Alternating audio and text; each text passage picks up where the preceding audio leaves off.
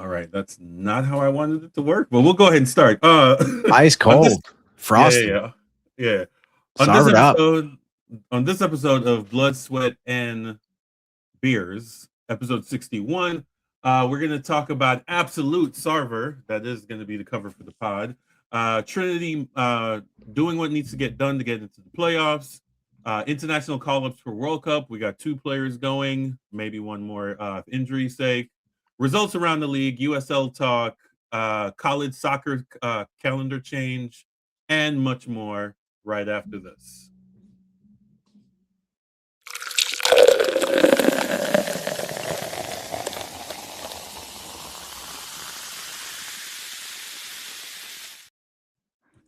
That is a frosty cold pint of Modelo.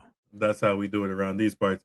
All right, guys. So before we jump into anything, we're going to do this here. Like, share, and subscribe if you would, please. Follow us on all socials. We are at Dallas Guardians on everything. We'd really appreciate it. So go ahead and do that. Is there any other news before we jump into our record of the day? No, let's get rolling. All right. So we're going to do this here. All right, so we're doing physical media. We got a ticker on the bottom. I'm trying to use these features that we're going to be paying for. All right, so we're doing album Guy, obviously. We also have a special guest that we're going to jump in here in a second. But yeah, so Guy by Guy. This is absolutely legendary. I think all 3 of these guys went on to be, see what I did there? Went on to do other things. And the hit off this is obviously Groove Me, which is an absolute Black Cookout record. For sure. So Guy by Guy is what we got going. All right. What do you got, Dennis? Man, I'm a little behind on the physical media. I got some things on order that haven't arrived yet. But I got this bad boy over here that I picked up at one of the pre-match panels a couple of months ago with Trinity. This is a photo of the 1984 Sting team that I've been spending a lot of time talking about here. And this is actually autographed by all of the members that were there that day at the panel. So just kind of a cool tidbit. Got some more actual media coming my way soon. Got some albums in the mail, some books in the mail. So we'll see how that goes. But I just pulled that out of the archives because it was laying near my desk, and I didn't really go deep diving in the closet for anything else. Fair enough. Me either. I just ripped this actually. So shout out to Josie Records and their dollar bin in the back of the store. They have dollar vinyl and dollar CDs, and on their sale days they can be 50% off. So you can get some of these for 50 cents. You know, your mileage might vary on how well the person who owned it before you took care of it, but that is our physical media of the day. All right, so we have a guest that's going to pop in here. Snap! Fresh off the cricket ground. Tea time, I think. Here we go. Special guest here today. What up, P? Just bowled him for a duck. He's just, fresh off. What's good, G? What's happening, brother? How you been? Still living off that one. We got a lot to talk about, but the fact that I managed to help them win after 10 years at PayPal Park, yeah, I'll take that credit. I'll take that. Oh, for sure. You got to. So let's jump right in. Tell us what was the vibe like in the stadium, even like before? Like, obviously it was a crazy game. It was one of the craziest games that we played in a very long time. We all know the finish. No spoilers here, no surprises here. But what was the vibe like in the stadium? I think it was a great game. Great. I think San Jose, one of the best stadiums. I actually asked what was the capacity, and he said it was only like 20,000. I'm like, what? It doesn't look like a 20,000 seater stadium. It looked a bit more. I mean, obviously there's one side behind that, like it's actually less. It's like 18.5. Yeah, exactly. And I thought it would be more because they're like kind of like 2 tiers compared to like just the one we have at Toyota, and also like Toyota, like the end where they scored their second and third one, like that's not seating. That's just like another bunch of ultras standing, and then behind it's actually like a park setting because behind that is like a bunch of stalls. There's a bunch of playgrounds where kids can play and all of that. Yeah. It's for like for you to have a good time. So, yeah. But it was good overall. It did get hassled a bit. Especially because first I was sitting right next to the ultras, and then they were like, "Oh yeah, go back to Texas now." And bro, I just came from there. What do you mean go back to Texas? But yeah, it was fun. Tell them you're just doing the opposite of what Californians have been doing for years now. Coming to Texas, you're doing the other way. We're just exactly. And being probably the only one Dallas fan in the entire section that was mad because I didn't really find anyone. But it was fun too. And then I moved to kind of another seat. There people didn't heckle me as much. Even when I screamed, whatever the hell I did, no one looked at me as like, "What the fuck is he doing?" So I'll take that. But it was a great game. But it was a great stadium. I'll go there again if I want to because their ultras, their crowd, the way they chant, the way they cheer, it's just beautiful to watch. And even sometimes, even as not as a fan of that team, you have to be like, yeah, you got there, you got it. I rate your crowd support because it was almost full. I mean, I know it was a weekend, like I think it was the last home game for San Jose before the World Cup break, but it was a fantastic turnout. I'm not gonna lie. Sounds good, man. Sounds like it's a hell of an atmosphere. Yeah, it was.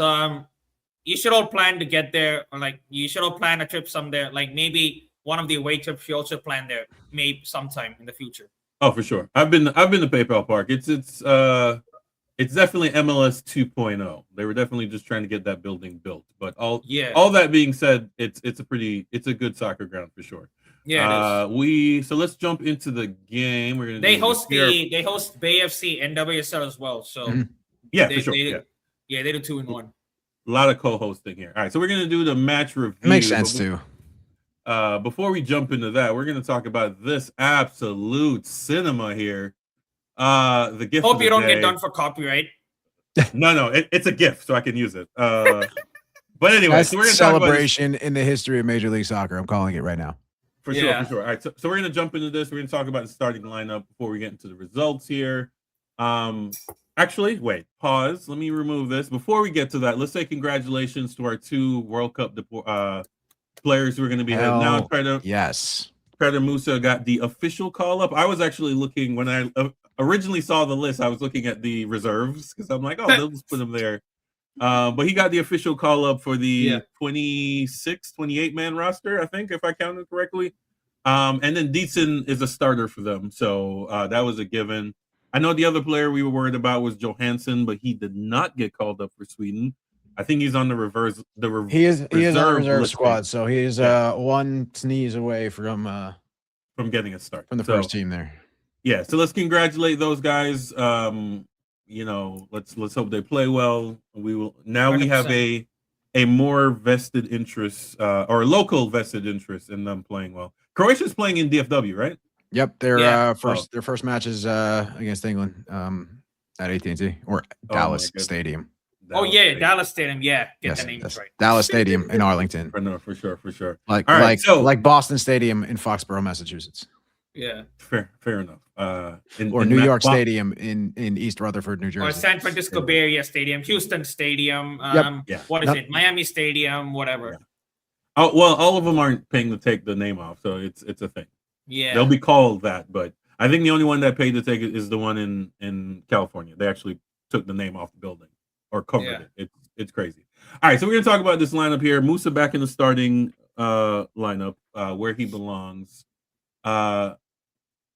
Wait, Benjamin didn't start this game? Okay, nope, Benjamin didn't start. No, he didn't. No, Musa started the Vancouver game. He scored the first. No, I know, but he missed. I think he missed one game and then came off the bench in another. So he's now back in his regular rotation. Oh yeah, okay. So whatever illness or thing holding him up or knock, he seems to be back in form, banging number 12. So I think he's still in second, right? If I'm not mistaken. If I looked at the Kuiper scored again this week too. So he's a goal ahead. He's 1 goal behind Igor Kuiper here. Yes, and I think he's tied with Messi at 12 for second place. So. Yeah, the Moose Man's doing what we need to. This is why we spend we spend 10 million and we pay him 2.5. We will talk about MLS salaries later. Also on Musa goals, that goal also tied Musa with Kenny Cooper for 3rd all-time FC Dallas scoring. So that he's tied with Kenny behind Jesus with 53, and then Christ, of course, with 91. So I don't think he's catching that one, but he's got 46 now. And it took Kenny 121 games to get to 46 goals, and Musa got it done in 73. Different era. MLS 1.0. Sure. But just talking all-time numbers. Yeah, for sure. I think that probably says more about the fact that a lot of players don't stay here long enough in order to get concrete numbers. Sure. Like that. Our longest tenured Cool player fact, was regardless. I think, yeah, those are some legendary Dallas names. So he's yeah, for up sure, there for sure. alongside them. Yeah, when you what I'm saying is if you look at all the other originals, their leading goal scorers have a lot larger numbers because they stayed there a lot longer. Yeah. For some reason we couldn't because there were 12 there are 9 original teams that still exist. If you look at their all-time leader, especially if you look at Galaxy, their all-time leader is like 140. So Yeah, it's that's like kind of not crazy. even close. Yeah, but we can talk about this back line here. So I think this is the second to last game, right? We have one more away game next weekend, and then we are out for 4 weeks or 5 weeks. I haven't checked the calendar. But this seems to be us Yeah, we're back on getting July 22nd, I believe. Yeah, July for sure. 22nd. Yeah, we'll look at the schedule here in a little bit. But this seems to be the back line, the preferred back line, which I think is the thing we were worried about. Dennis, and Hubert were worried about.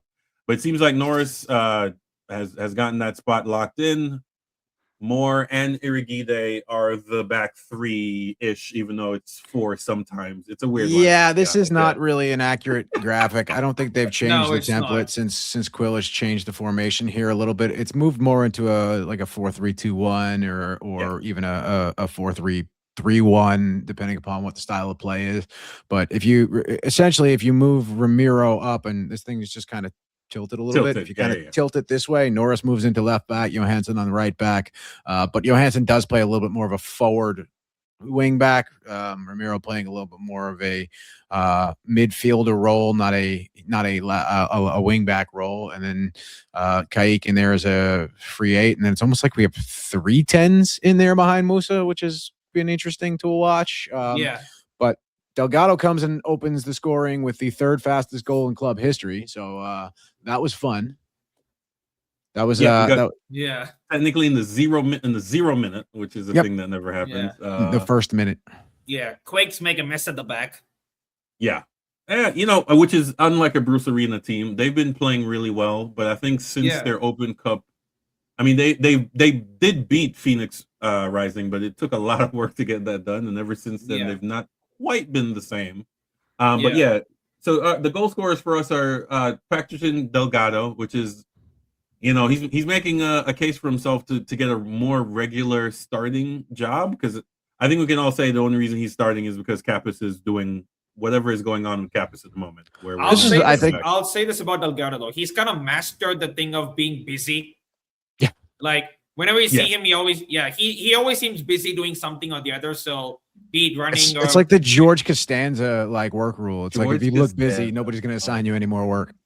Yeah, exactly. I think he kind of looks that part, Delgado, at least, which is fair. I don't blame him for that, but he's kind of one of those where you cannot drop him because he's a workhorse. It's one of those ones. Yeah, so we have back 4 or back 3, back 4, whatever, locked in. 4. Yeah, back 4. I call this a Christmas tree setup, and it looks good on in this graphic, but that's not really how they play. Romero tucking into his usual 6 role, which is what we need him to do. Delgado further up, which is why he ends up getting the goals. Kayik doing the dirty defensive work, which we need. And it seems like there's a rotation between Valiente and Benjamin, even though the last 2 or 3 games, Benjamin I think has done more than I expected him to do on this team. So it's a weird thing. Me and Dennis talked about this when we looked at the depth chart at the beginning of the season. We were like, yo, this is going to be a shallow bench. As it turns out, we got 4 or 5 guys that can swap in, which is a good problem to have on any team. And it helps in a 3-match week, a 3-match week, if you will, 3-game match week. We haven't talked about the one glaring change here, though, and that's Siroa in goal here. Over Collodi.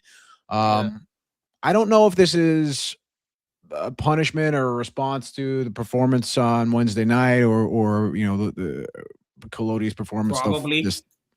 I don't think Collodi's had a bad run of games. I don't think Siroa really stood out as the better of the 2 options here, but I think we did learn that they are probably on par. Obviously, big penalty save by Siroa, right?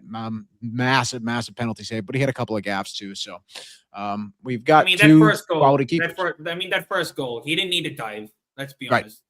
he basically gave the San Jose player, oh yeah, go and shoot.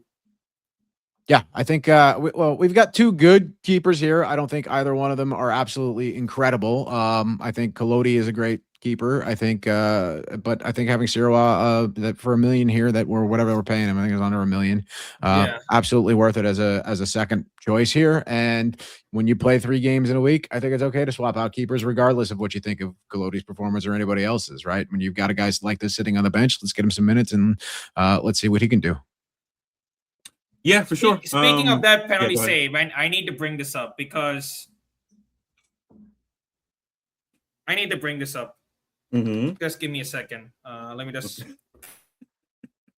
All right, we can talk about the goals while you go ahead and gather your thoughts. So we had Delgado in the first minute, Musa on a really good 2-touch bag in the back of the net in the 48th minute. San Jose equalized in the 17th, tied in the 80th with Reed Roberts and Bo LaCroix. That hit by Bo was absolutely just laces curved right around. I think Romero, who was standing right in front of him.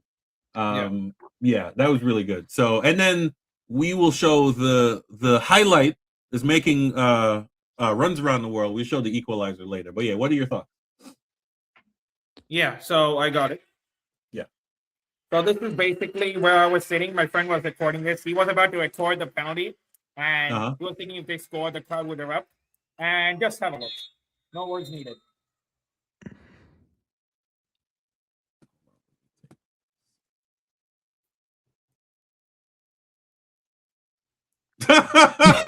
Hey, you got a death wish, my boy? What are you doing? Yeah, no words needed. That's I respect not case, Your Honor. Not the brightest of ideas. I remember doing that in Houston once, and I'm like, all right, this is probably not a great idea on my part. Made it out safe though, but not a great idea on my part. So, I mean, none of the fans gave me any stick for doing that, so I'll give them that. Yeah, for sure. They're good sports. We'll give them that. They are. So we can talk about. Let me run down a couple of the stats here. Blah blah blah. So shots, 12 San Jose, 11 us. Shots on target, 7 us, 6 San Jose. I mean, that's better than if you listen to the Third Degree .net podcast. Buzz's big thing is that you need to get 50% of all shots on target. That's his cue as whether or not you had a good game. I'm not always for that because when we had Acosta here, we had a lot of shots on target that were way out in the middle of nowhere. So that's not necessarily a thing I look for. Away, obviously, we didn't win the possession battle. 55% them. Passing, 82% accuracy. Fouls, we fouled a lot, quite a bit. Quite a bit of offsides on our part. I remember getting a little frustrated there. Yeah. Funny enough, I actually thought the Sarver goal was offside when I first saw it. We were in the bar and it looked offside. We didn't. Yeah, it was clear. No, he wasn't. No, he wasn't. There was one defender that was kind of off camera from the overhead view, and I'm like, oh no, he's definitely onside. So that was pretty awesome. But yeah, this is one of those what Quill liked to say, the dog fights, right? We dog mentality. Back. Yeah, this was a rough game on the road. My issue is I hope we're not falling back into the same issue we had. Was it last year or 2 years ago where we were okay on the road and terrible at home? Which was an issue it was last season. Yeah, so it seems like we're running. The season before it was opposite. We were okay at home, but on the road it was we're on the road. It's a loss. Yeah, so I think we're falling back into that, and I'm not really a fan of that because the way MLS really works is you aim for 500 on the road, and you aim for 700 while you're at home, which is if you look back on our really good years, we melted a lot in June and July in the summer, which again this will be the last summer that's an issue, but it seems like we're working hard on the road, and maybe it's the stadium, maybe it's being half empty, maybe it's them not really feeling that the fans are there. Whatever the issue is, it seems like at home we're not really getting the job done. But that said, 3-2 San Jose or 3-2 FC Dallas beat San Jose in San Jose, and Bruce Arena can suck it. Jump over the fact here, though, that San Jose led the table here at the start of this match week, right? So, they did. San Jose led the table, and Vancouver was I able to think jump they there by did have a eking out a couple of win on injuries us. though. They did have a couple of injuries though. I think Werner was injured, and then I think Yep. one of their number 9s was also injured. One of their like attackers was injured, so that also helped. And also they have a Open Cup game in midweek, so Yeah, it all plays I mean in. we had a midweek game too, so that. No, I'm saying this upcoming week. I think they play Colorado on the Oh, Tuesday or the right. Wednesday. Okay. Yeah. Yeah. No, just not to discount anything here. Like this was a tough game. This was a tough game at the end of a long week, and they got it done. And I mean, we got it done in incredible style. Yeah. Like to go out 90+3, Sarver with the put away, the Selly, the beer. Fuck those guys for throwing shit on the field. They're probably going to get massive fines for it. Their SGs probably should get banned from a game or two. But yeah. I was there. whatever. I was actually behind Sarver's goal. So let me tell you what happened. So before that, like when we went 2-1 up, they had like a 10-15 minute spell where they had like 25 million corners. And I was like, that is true. Yes. Yeah, they had like corner after corner after corner. I'm like, okay, it's only a matter of time before they score. And the one time we don't clear it out properly, they score. So that was the one time we didn't clear it out. So I think defensively we were sound. I think they got on the ref a lot. The Ultras, like it was like every single thing Dallas were giving them, like, oh, you can't give this, but you didn't give that for that. And I'm like, yeah, thanks. Yeah, it was rough. Obviously being 2-1 up, the expectation is that we should be able to lock down a lead, which again, if you watch the team all season, that's not really a thing. No. They equalized, but again, with the dog mentality that we talk about that Quill always mentioned, but it was a great game though. I saw both teams go toe to toe. Either team could have won it. Both teams had chances, both keepers had saves to make. It wasn't like one of those boring ones. It was a great game overall. So, oh no, for sure. No, it was awesome.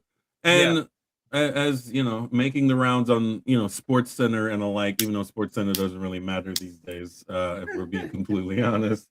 Wide open, 1-on-1 with the goalkeeper, gets it done.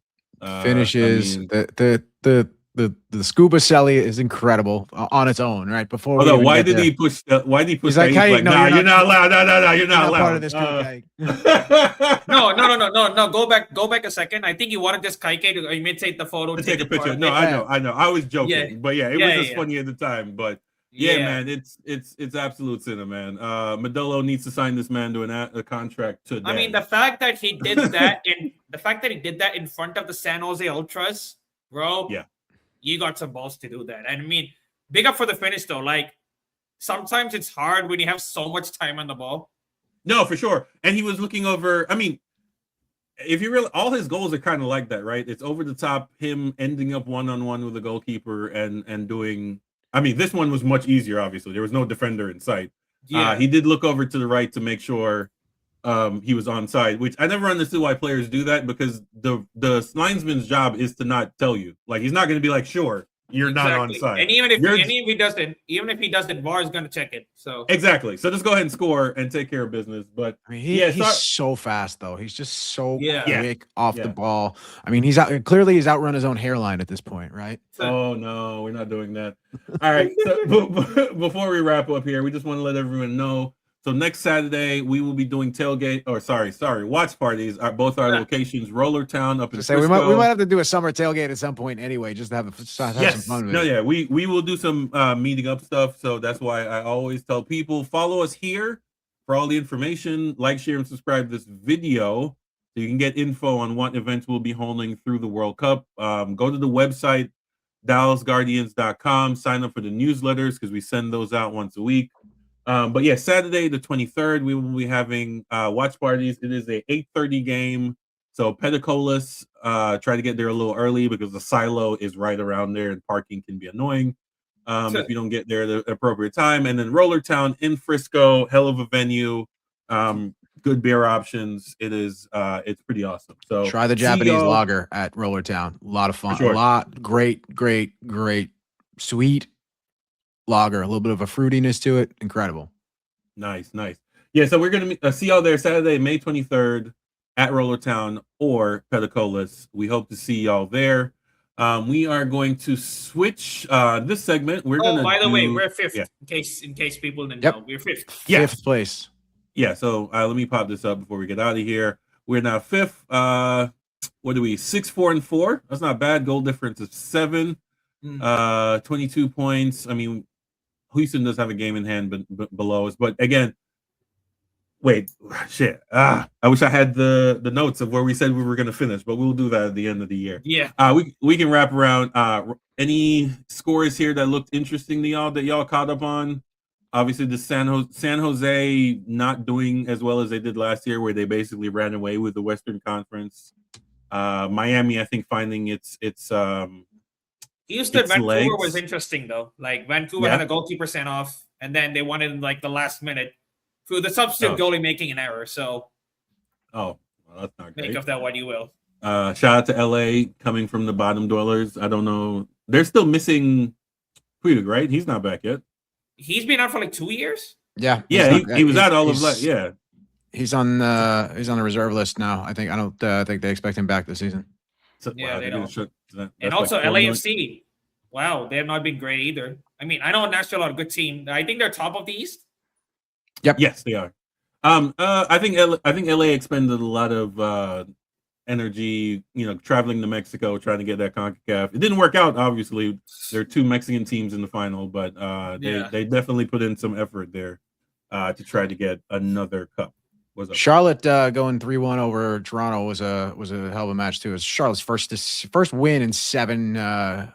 So they're battling back a little bit there. So they've got a couple draws mixed in there, but there's their first win out of 7. And they put the beating on Toronto right after the new Drake album came out. So Charlotte is a Kendrick City. Oh, and also the New York Derby, that one that was a half decent one. That was a good one. Which one are you talking about? You're talking about Westchester and the Cosmos, or no? I'm just kidding. Yeah, which was a good game. Although those lines, man, oh my god! I will tell you though, I found myself watching much more Super League than anything else this weekend, and I assume that's where we're going next.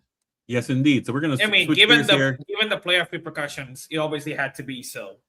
Yeah. So yeah, for sure. So we're gonna switch gears down to the Cotton Bowl. So we did Dallas Trinity. Let me pull this up, and then here we go.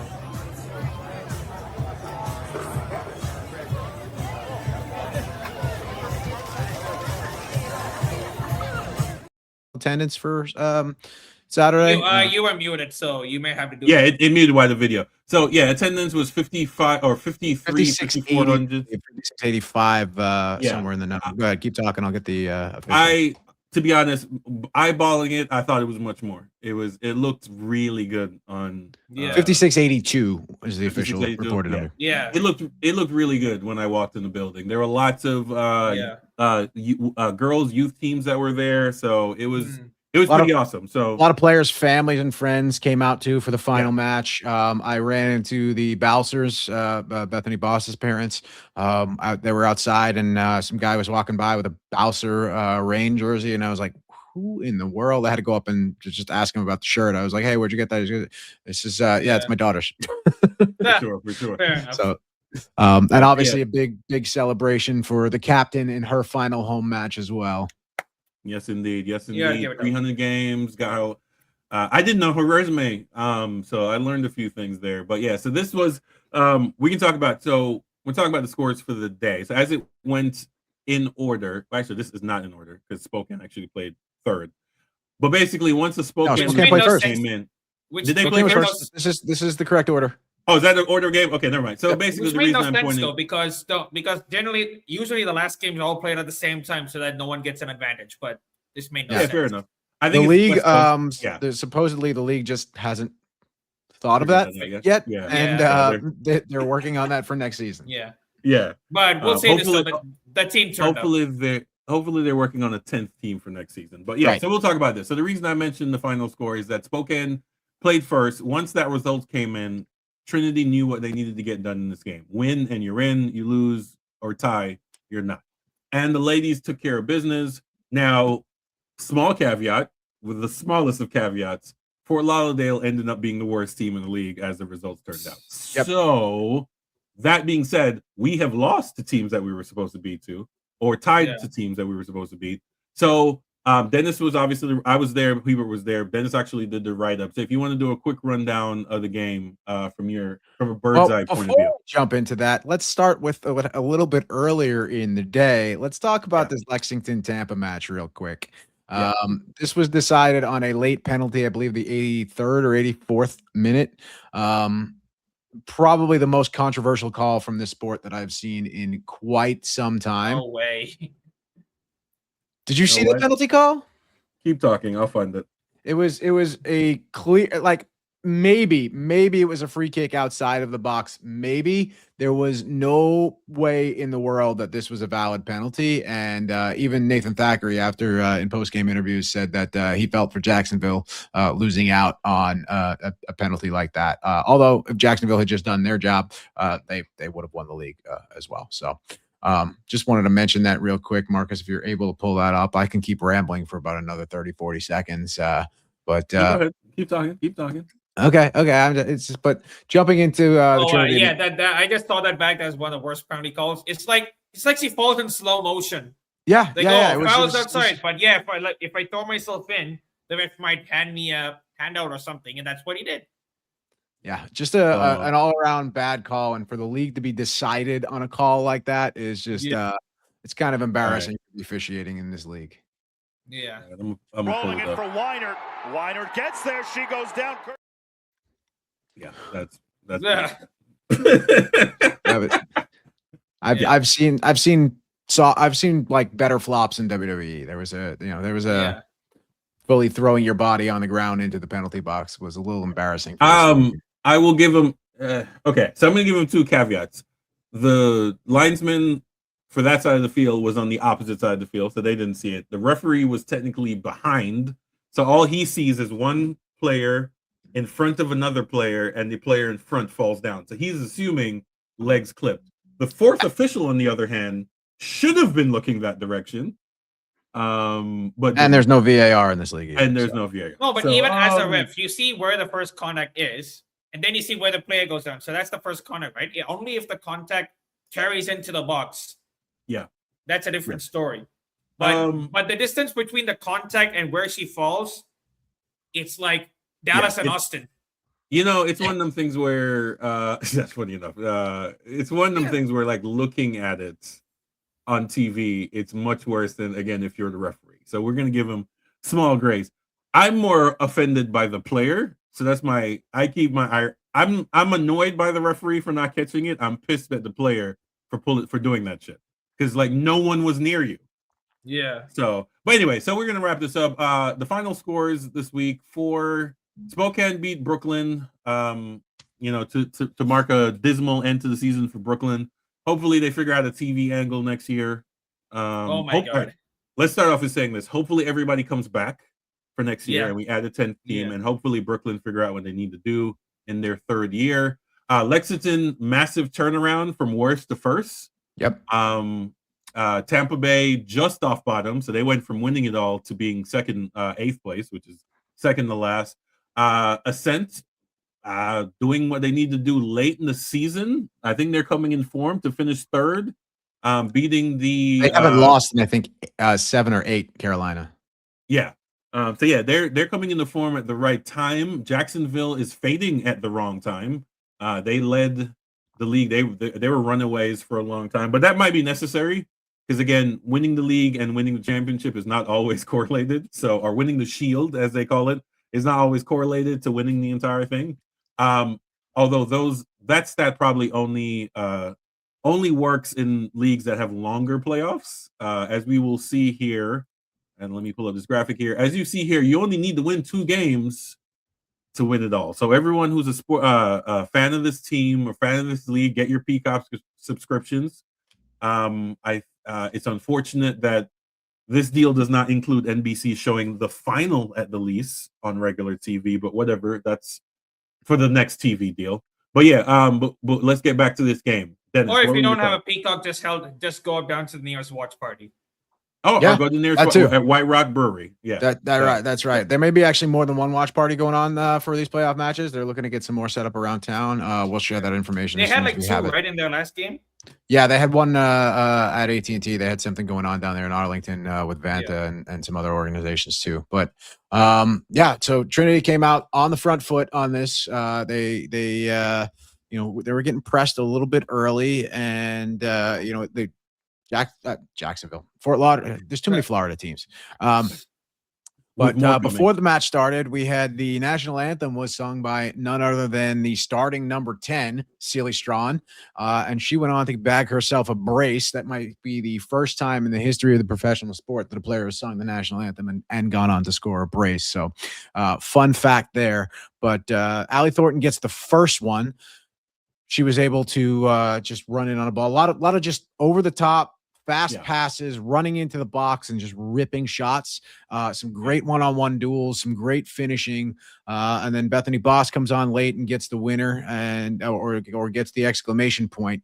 And when they were up 2-0, when they were up 3-0, and even when they were up 4-0, they just kept pushing, kept pressing, did not let off the gas pedal at all. Quick note. I do want to give a shout out and a thank you to Allie Thornton. Absolute professional. A lot of players would have held their head down after winning the Golden Boot the previous year. This year, it's been a struggle. She's not been a regular starter. So that's consummate professional to the last game of the year, getting your minutes, bagging a goal, and hopefully she can, progress here in these hopefully next 2 games. But yeah, it'll be interesting next year. I know Strawn won't be here. She's going to college, I think, next year. Strawn is leaving for college at the end of the season. She's going to North Carolina, where Amber Wisner played her storied career under Anson Dorrance. So that's a great connection, and they were already in post game. They were talking about legacy, and Celie hopes to follow Amber's footsteps and win a natty down there too. Caroline Swan's leaving at the end of the season. She graduated from high school this week. Fun fact: Amber Wisner graduated high school the day Caroline Swan was born. That's funny. Wow. You gotta love sports like that, right? You're like, yeah, I'm on the same team with you. And I'm like, yeah, but I started playing when you were born. I need you to sit down someplace. Yeah. Okay. It was a hell of a game. Great. I don't come to all of these. I think this may have been the 6th one I've made it to all year. Scheduling. They played some midweek games as well. But Heather Stainbrook is likely not coming back. Her loan is likely to be recalled by the Spirit. There are a couple other players on the fringe here that might not be coming back as well. I'm sure there'll be some cuts of players that got very low or no minutes. I do expect Boss, Flynn, and Hamid, and who's the other? The 3 McCamey, of course, to stick around as well. So I do think all of them are under contract for another year. I believe Hamid's contract is up at the end of the year, but I've heard some swirling that she is going to be signing on for next year as well. So hopefully quick question. Did any word on the injury that we saw? No, I was going to bring that up next. Chioma Obogagu went down in the. I do have a little bit of an update that wasn't made public, but no official update on her condition. She went down in stoppage time. It was like the 91st or 92nd minute. She went down non-contact on the replay. It looked like she just kind of stepped the wrong way, twisted her leg. To me, as a completely non-expert, looked like it was probably an ACL or an MCL. I could be completely wrong, and I hope it's not. But she did leave the building on crutches, so not great. She had to be helped off the field and then carted up to the locker room. And like I said, she left the building on crutches. And at I think 35 or 36, if it is a ligament or if it's a serious enough issue that requires surgery, praying for her, hoping for the best, but that's tough to come back from at that age. As someone who is at that age or older, I know I couldn't come back from it, but I am not a professional athlete, so there's that. I really hope that this was not her final career match, though, as well. That's all I got to say. That's all I can say about that. And as soon as we have updates, we will share that wherever we can as well. And just rooting for her to make a quick recovery and come back, and hopefully it's not as serious as it looked. Yeah, and we'll talk more about roster decisions. I think part of that will probably be whichever USL Super League team makes it to the Women's CONCACAF Championship. will probably be spending more than normal in order for that competition. So, You or have at the very least, getting a lot of loans from NWSL in order to make it competitive. There has been some talk about Yeah. some joint competitive women's competition. I don't know. Well, they've said it's not going to be an open cup, but they've been talking about getting all three professional leagues together for some sort of competition. And that would be NWSL, USL Super League, and the USLW. I would love to see this as a move towards a merger of some sort in the future. I think. Well, as it says here, Look at that. speak and you shall receive.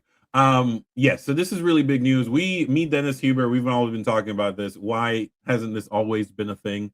The discussions are apparently on just the professional ranks, which would just be USL, SL, NWSL, and then this new league that is supposed to start in 28, but there's iffy on whether or not that happens.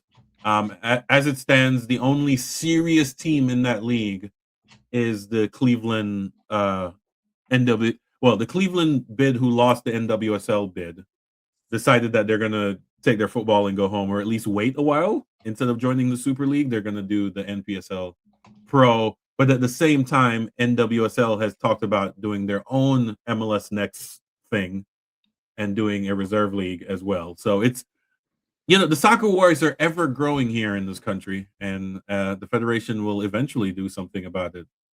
I say, yeah, I think I do think if this goes to a merger, I think there has to be a world where I think NWSL has to concede a little bit and say we're not going to build on this expansion league, because as good as women's soccer is in this country and as good as we are as a nation, there is a limited amount of qualified players that really can play at a top level in this league. But with this many teams coming together, who knows? Maybe we might see some version of Pro Rel on the women's side before the men's. How funny would that be? That's never happening. What? That's hilarious. But anyways, yeah, that would be dope. I look forward to that. They said the soonest they would be able to do it is the year 2028. As it turns out, it seems like 28 is going to be the big year. Even for USL stadium bills, it seems like we talked about the World Cup bounce, and it seems like all the owners didn't believe it because they all delayed everything for at least 18 months. We'll talk about rodeo once that news becomes official. But yeah, it seems like everyone's delaying. That news is official. 28. Oh, is it? It came out. Yeah, that news has. Yeah, rodeo. We can hop here over. We can hop right into that if you want. Well, before we get on that, let's finish the women's section here. NWSL roundup this weekend. I watched the Kansas City game. I caught some of the Thorns game. That was really good. Denver doing really well, better than I expected after that massive sellout in the building. I think they're hovering around 15,000. That first year expansion is really good. Yeah. Racing Louisville apparently is selling equity stakes. That USL owner apparently bought this franchise for like $3 million. Last valuation was at 170. So as far as he's concerned, that's probably the best money he's ever spent in his life. So yeah, he's selling off a portion of his ownership stake he will definitely get back the $3 million. That's a given. So he's winning, or they are winning. It's a family organization there. Yeah, show some love to Mal Swanson making her return to that brings all three of the Triple Espresso back to the NWSL. Yes, indeed. Returning after having her brand new baby, so she's back in form, and after she was out, I think I think 559 days was the number. So long time to be away from the game, but yeah, we are glad to have her back, and hopefully get to see her back with the national team soon too.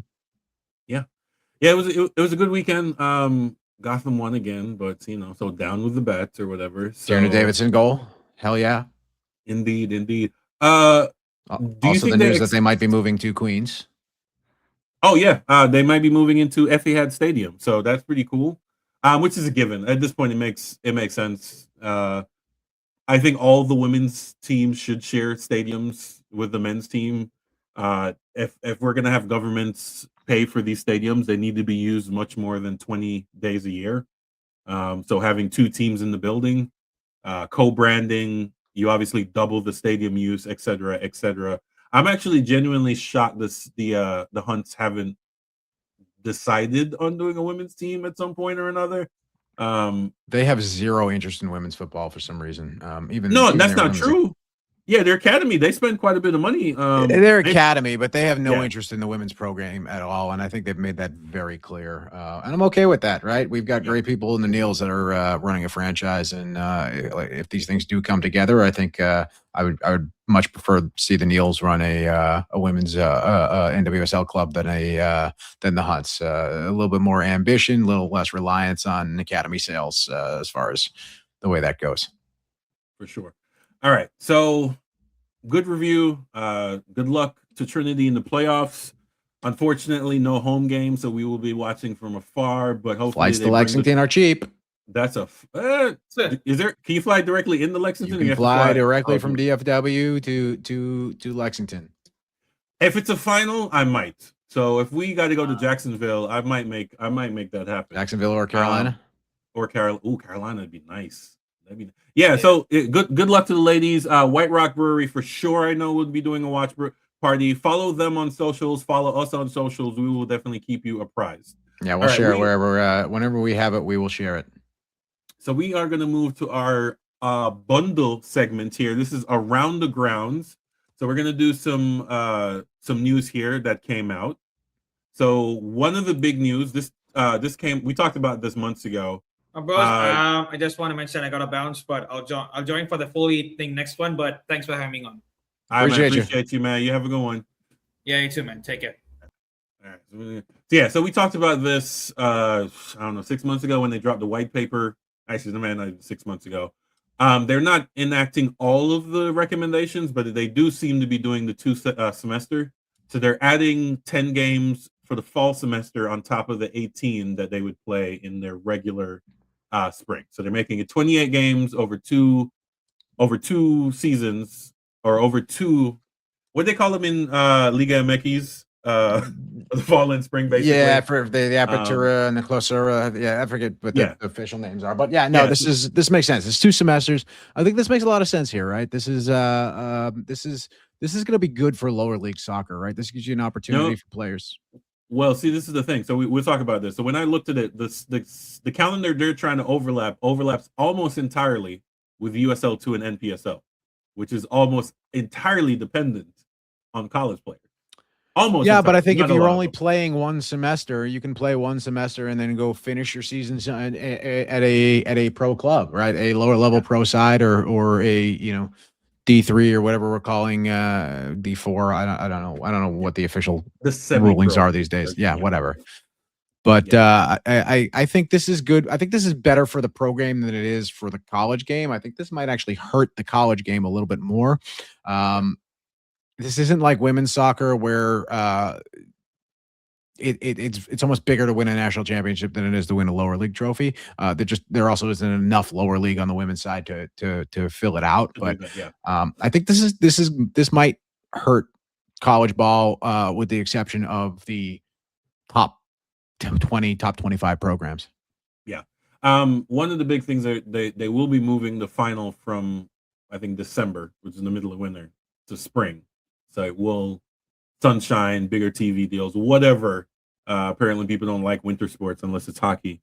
But yeah, this is a big thing. There were some other recommendations that we're still waiting on whether the NCAA implements, but this was the big one that they announced. Obviously, they were talking about ProRel with the bigger programs going into a top division, and then we try to figure that out. That's a long-term project, I think. But yeah, more games, I guess, is good. From one of the reviews I'm looking at, people who are really into college soccer, they are, again, kind of worried about what does the USL 2 NPSL model look like. Maybe it shifts more to a UPSL type model where it's older, where it's older players who were in the college ranks or maybe not quite good enough to go to the pros so that they play. I mean, we know the big team up here in DFW that always gives a Open Cup run. It's just a bunch of Hispanic guys who are really good at soccer, but didn't go to college, didn't make it in the pro ranks. They just kind of play type thing. So maybe that's the direction we move. There's something to be said for that, though. Oh no, for sure. So we're gonna jump into here. This was the other big thing in the news. Apparently, you have to if you're a This team is that's so not one of the fucking bigger stupid. team, you have to lobby in order to get, or you had to lobby. I don't know. He has one more year left, right? Yep. Apparently, you had to lobby in order to get into Miami away, which is absolutely. I mean, it's crazy ridiculous. considering we got the first away match. I guess that means Dallas is a It was massive Leagues club, Cup. right? No, it's Leagues Cup. We don't count. That's fine. That's So fine. technically, Well, so he wasn't even signed when that was booked, so. Yeah, so we haven't played them at home at a rate for a regular season. St. Louis hasn't played them at home because I think St. Louis played them and then he got signed. I have yeah. nothing to say that is about this that is, you know, radio friendly or podcast friendly. This is an absolute travesty. I cannot wait for Messi and company to be done with this league and move on to whatever they're going to retire next. Just get the fuck out of this league already. I'm tired of it. I stand with the supporters in Miami who are protesting because their players think that they are bigger than the club. They think they are bigger than the fans. They think they are bigger than the badge. Wait. They are. I'm over it. I'm over it. They I'm over the are. whole messification of the game. Yeah, Soccer is nothing without its fans. that's true. They're also nothing without their superstars. Look at La Liga. Once Ronaldo and Messi left, no one cares. El Clasico. When's the last time you hear any talk about El Clasico? I heard a lot about it this year. Well, yeah, because they have a new young star, a new 17-year-old star. Sure, you need stars are good. Exactly. Stars are good, but when they are treated as if they are bigger than the club, they are bigger than the game. It's not good for anybody, and I'm tired of hearing these stories about these guys who don't give a shit about anything but where their next paycheck is coming from, and I'm over it. I don't think that they're not playing for the love of the game. They're not playing to win. It doesn't even seem like they're playing to win. They are just playing to collect the paycheck. It's a bunch of dudes who go to work, want to interact with nobody, and go home. And I'm over it. That's I'm very confused by that. That you do realize that that's the biggest appeal of the stars coming here, right? They all say the same thing, right? Whether it's my man in Vancouver, they be like, "Oh, I can walk around and be normal." They all say it, so it's sure walk around and be normal. But when people are paying their hard-earned money to come out to the stadium and spend money to watch you play, that's an MLS issue. That's not a player issue. Yeah. Anyways. I think people who are saying they want him gone, if you're ready for a 15 to 20% drop in attendance and revenue for the league, then go for it. Root for that. Good. Ticket prices should come down. Commiserate with that. I'm also rooting for it. All right. So before we get out of here, I know Dennis has to jump off right quick. Shout out to Celtic last minute. The Hearts, you should have won this. This was your chance to break the That was a fun final to watch, though.